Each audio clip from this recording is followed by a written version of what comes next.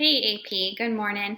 I wanted to talk with you for a few minutes about this Adapt a Columnist essay that I know a lot of you have been working on those graphic organizers pretty diligently and asking really good questions. Where you're probably going to run into issues is if you didn't view that video of Quotjar and my Hangouts last Friday, where we were reviewing all three articles and going through the graphic organizer step by step. And a lot of you have been asking questions about that. That were answered during that. So please just make sure that you are keeping up with everything on Google Classroom and in your calendar and viewing all of the material that we put out there, because we're putting it out there for a reason. So you want to make sure, because this is all about your columnist now and the trends you notice about your columnist. And this is within the argument unit, because we want to study somebody else's argument and to be more effective in our argument. All right, so your task is to write an argument essay.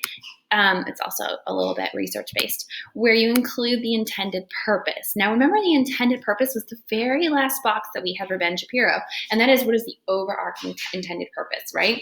What is their purpose in being a columnist, right? Ben Shapiro, in the three articles that we read at least, said that despite any corrupt politics going on the left, the media always defends them. Whether or not that's something that remains consistent in additional articles, we don't know, because we're just going based off of what we had in the three. But I think that three is a pretty good sample set. Claims and evidence. What subclaims does the columnist make? What evidence does the columnist offer to support his or her subclaims, larger claim, and overall intended purpose? This is where we're looking. If we were looking at the Ben Shapiro article, we would see things that we listed under subclaims. Like, he constantly talks about how the left is corrupt. Remember that the overall intended purpose is that the media will cover for them despite their corruptness, but in which instances were they specifically corrupt?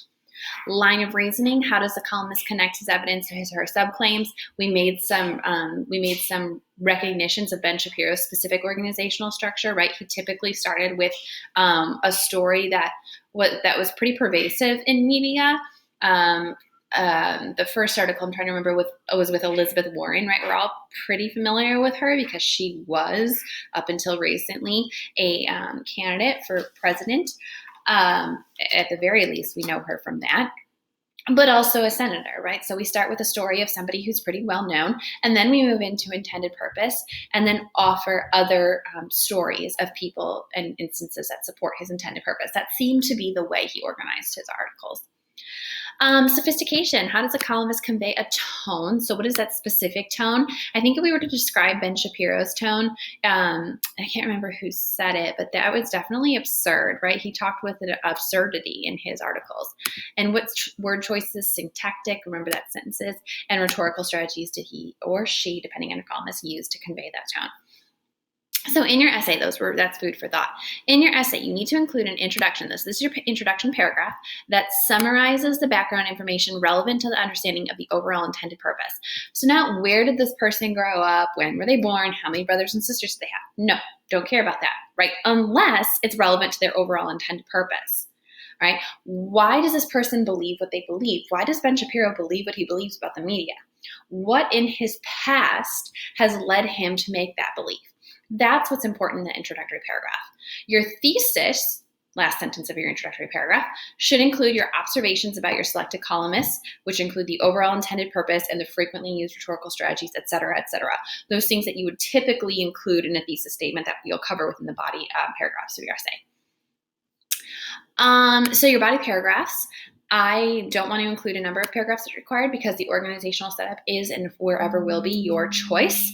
Should include an analysis of the content in part 2 of the directions, and they should include directly quoted evidence from each column, right? That's super important, because within a rhetorical analysis, we're looking at specific word choices and specific evidence of rhetorical strategies in order to analyze it. So I really want to push for you to include directly quoted evidence.